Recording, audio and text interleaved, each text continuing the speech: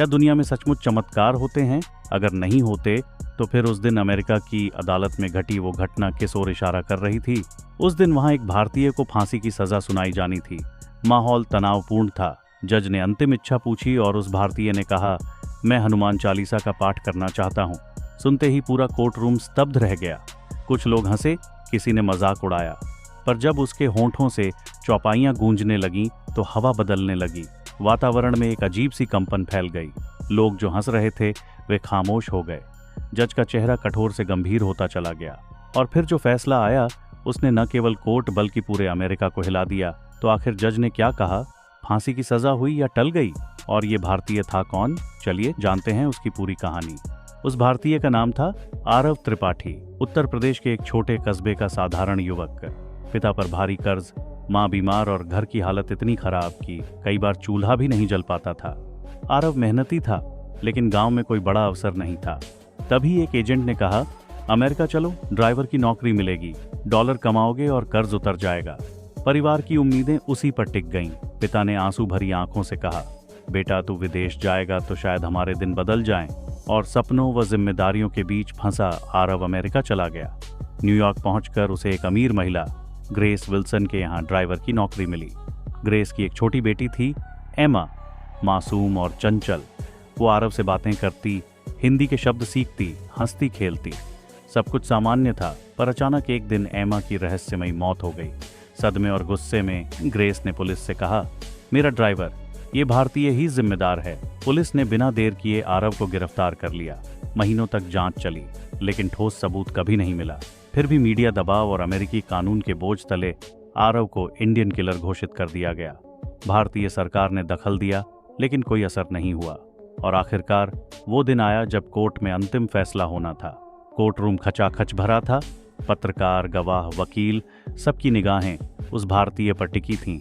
जज गाउन पहनकर आए और दस्तावेजों पर नजर डालकर बोले, before we announce the judgement, do you have any last wish? यानी फैसला सुनाने से पहले अदालत जानना चाहती है, क्या तुम्हारी कोई अंतिम इच्छा है? आरव ने धीरे धीरे सिर उठाया। आंखों में आत्मविश्वास था। उसने कहा, सर, मैं हनुमान चालीसा का पाठ करना चाहता हूँ। पल भर के लिए कोर्ट में सन्नाटा छा गया। अमेरिकियों ने ऐसा नाम पहली बार सुना था। कुछ ने मजाक उड़ाया।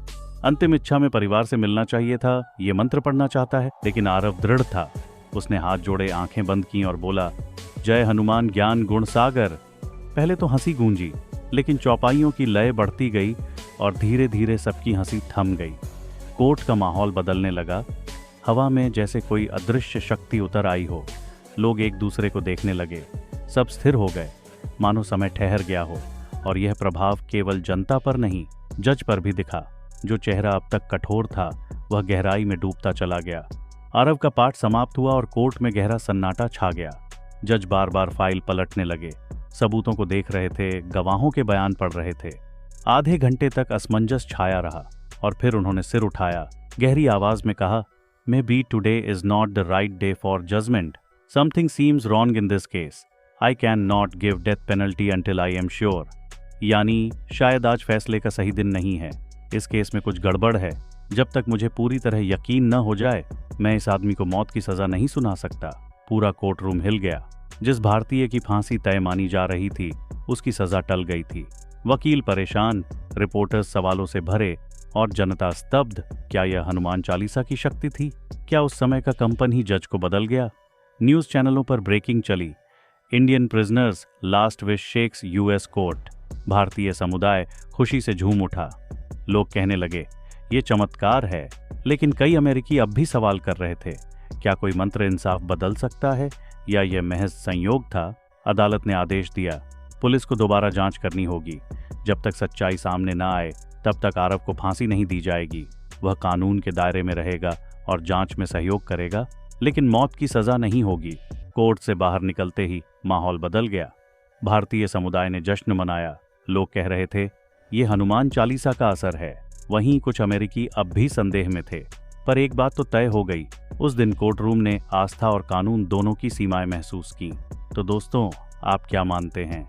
यह सिर्फ संयोग था या सचमुच हनुमान चालीसा का चमत्कार? क्या आस्था इंसाफ को बदल सकती है? अगर इस कहानी ने आपके दिल को छू लिया हो तो लाइक करें, शेयर करें और चैनल को सब्सक्राइब करना मत भूलिए। जय श्री राम, जय हिंद।